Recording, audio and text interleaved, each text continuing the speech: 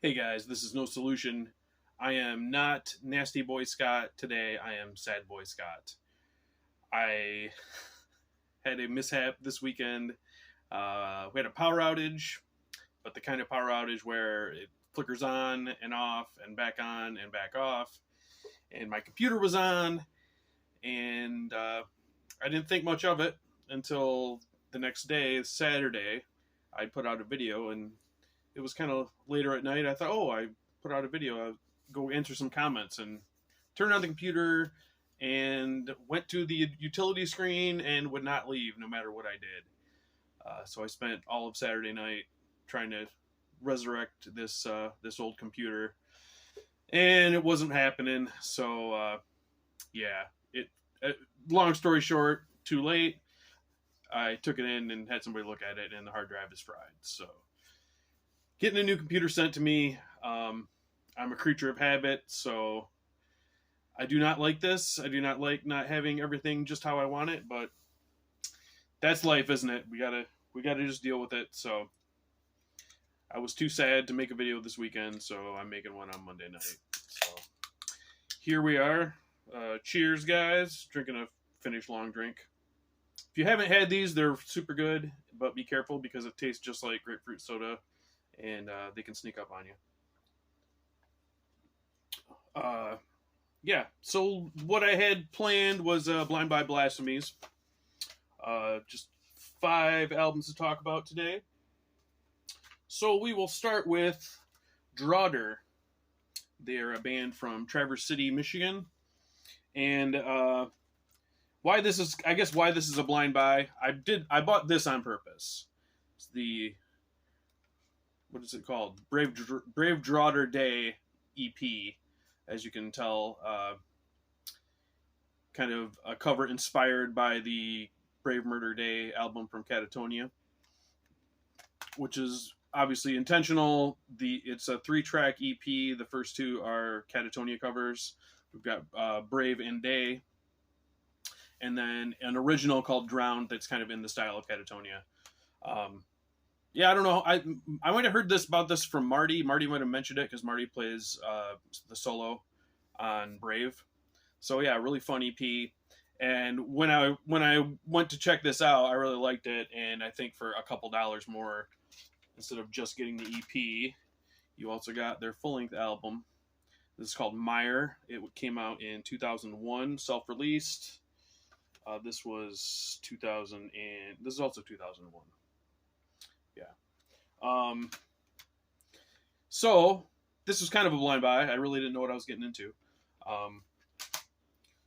So right away, the first track, which is Thrice Entombed, it really also has that early Catatonia sound, and I thought, okay, well that's the style we're going in, and that's what this band is going to be dealing in.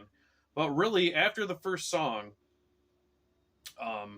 which kind of is that Black and Doom Death sound and kind of looping riffs as Catatonia did at that time, it really goes off in another direction. There's a dissonant solo at the end of the first song, Thrice Entombed, and that kind of leads into what the rest of the album is going to be. At least that's how I perceived it. Really strange, abrupt changes. Kind of leaves me off balance, I guess. Very dissonant and not as obviously melodic as the first song. One of the notes I made, Ash Carcass, the third song, there's like a solo, but it's just like bubbling underneath all the other guitar sounds. Very jagged and strange.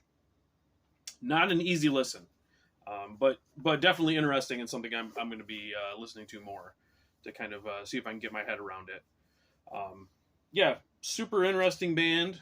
I don't think they've put out anything since this, but Draughter, yeah, check them out. Right, the next one is something I got for free when I ordered this book, Waste City by Billy Nacera. Everybody would know him from Razorback Records, and he's got a ton of musical projects as well that he does vocals in. So this book It's been sitting there a minute. It's dusty. This book is really fun. It's all write-ups, kind of reviews of really obscure horror movies. I'm talking really obscure. Like a lot of these, I thought I was a horror freak, but most of these I'd never even heard of. Some of them I'd heard of but never seen. Some of them you can only get on like bootleg VHS rips or maybe the actual VHS. So, and this is not arranged in any kind of order. It's just meant to be read just for fun. It's not really a reference book. But Billy has a really entertaining style of writing, and he just he gets so excited about these movies that I know most of these movies, his write-up is going to be more entertaining than the movie. But it's just a really fun thing to sit down and just read a few reviews at a time. So I believe this is still available, Waste City. If you're into trashy horror movies, obscure movies, exploitation movies, I would say definitely check this out. But along with that, they sent a free CD, Headless Eyes, and the title is Horripilations. Got nice Shagrat cover art there. Shagrat in the band, he's in the band Acid Witch and Shitfucker, but does a lot of artwork as well. So, Billy from Razorback came with the Waste City book.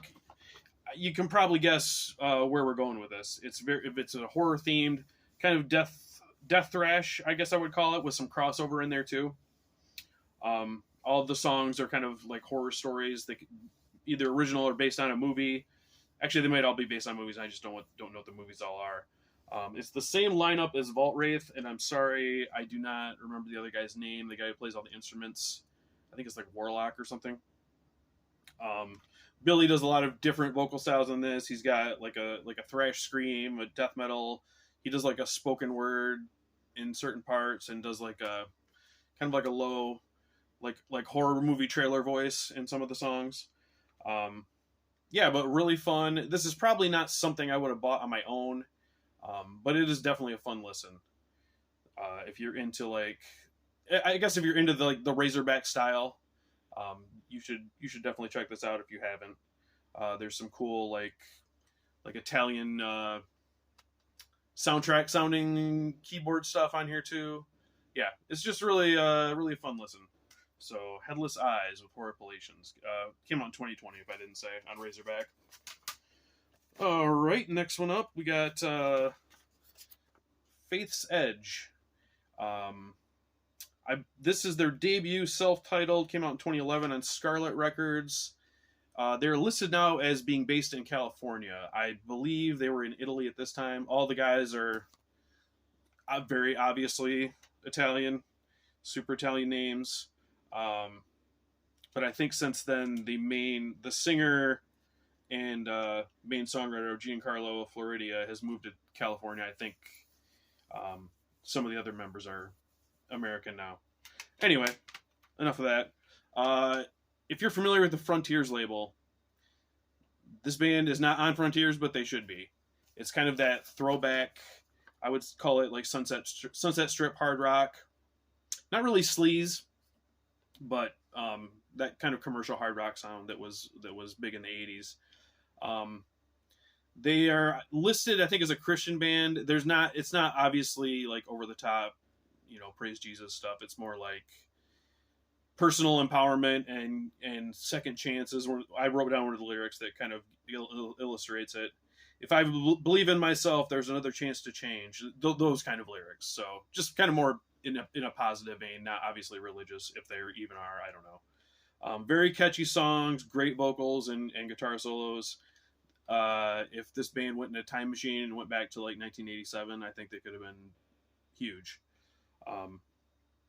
One kind of weird thing on this, there's a song called That's What Happened to Us, that the main riff is basically the Shot in the Dark, the Ozzy Osbourne song riff. But it's just kind of a weird thing I noticed. Overall, I really did enjoy this quite a bit, and they've got a few other albums that I have one or two, but I'm definitely looking forward to listening to more. So Faith's Edge, if you're into maybe AOR-ish Sunset Strip hard rock, I would say check them out. And yeah, it's a horrible album cover, but don't let that dissuade you. All right, we're staying in Italy for the next one. This is Overtures with Rebirth. This came out on Sleazy Rider in 2011. Their second album.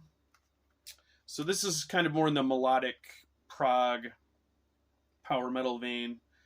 They do have a real choir on this.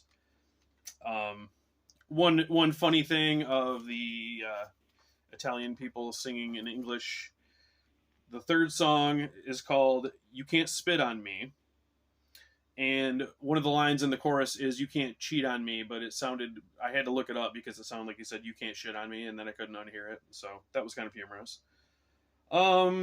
There's one of the songs, Delirium, is split into 4 parts. Very, very prog, I guess. But it just seems like scattered and didn't really go together. The vocals kind of reminded me of Ed Guy and that kind of that soaring vocal style that Tobias does. Not as good though. The solos are pretty shreddy. I would call this a classy but cheesy prog / power metal album. Listening to it again, it doesn't really grab me that much. It's not awful, but not. There are better examples of this style, and it's not something I'm gonna come back to. So this one's probably gonna be leaving. All right, this one is a little weird because this is a split between Decade and Thugnor. Decade, I picked up something super cheap, and I'd never listened to it. But then, whenever I would see more Decade, that was in my head. It's like, oh, Decade, I like Decade, and I would buy another one and another one. I think I've got like 3 or 4 things now, and it finally just hit me. It's like, motherfucker, why don't you listen to Decade and see if you like them instead of keep acquiring all their shit? They've got a ton. I mean, go on their metal archives and you'll see they're not Nunslaughter, but they've got a million releases. So I chose this one, this split. So the Decade side. Oh, by the way, Decade formed in Portugal. They're from Portugal. Formed in 1990. This one came out in 2007. Decade, based on this, I mean, I'll probably have to listen to something else to see if this is what they are. They put out a 7-inch called Satanic Blast in 2002, and all of these songs are the same, except for there's like a bonus track. And some places list this as it's that EP, but the times aren't the same. And then I found another listing that said this is considered Satanic Blast 2, a re-recording of that 7-inch, kind of expanding on the songs and doing a bit more, I would assume. So this is first wave, very primitive, fast black metal. Early Bathory maybe. There are some atmospheric keyboards that are used more. They're sometimes incorporated in the songs, but usually more as intros. So basically, they start the song. They're going to grind out a really fast riff with blasting drums and kind of yell and scream over it. Repeat. So it's enjoyable. I'm not sure if there's a lot of repeat value in this. Like if I need a bunch of releases from Decade, so I'll listen to something else and see if it differs. What I will say about this is, if you want to convince someone that extreme metal is a serious art form, do not recommend Decade to them because it's very, very bare bones primitive, and I'm sure a lot of people will not like that and think it just sounds juvenile, but it has its charm to me. What I really enjoyed even more was the Thugnor side. Now, Thugnor is a side project of the main man from Decade. He's the only constant member of Decade, just known as J.A. So this is a Death Doom project, very slow to mid-paced. Let's see if there's anything to show you in there. There's really not. Long, repetitive songs, like 7 to 8 minute songs. I wrote down, if Triumph of Death, the Hellhammer song, was a band. It's kind of in that theme. There's a lot of like Hellhammer / Celtic Frost inspired riffs on it. There are some keys again, but they're like really simple, just kind of repeating keyboard melodies, just kind of as an extra little spice on it. They're not prominent at all. But yeah, Thugnor does not have that many releases. I think they have a couple full lengths.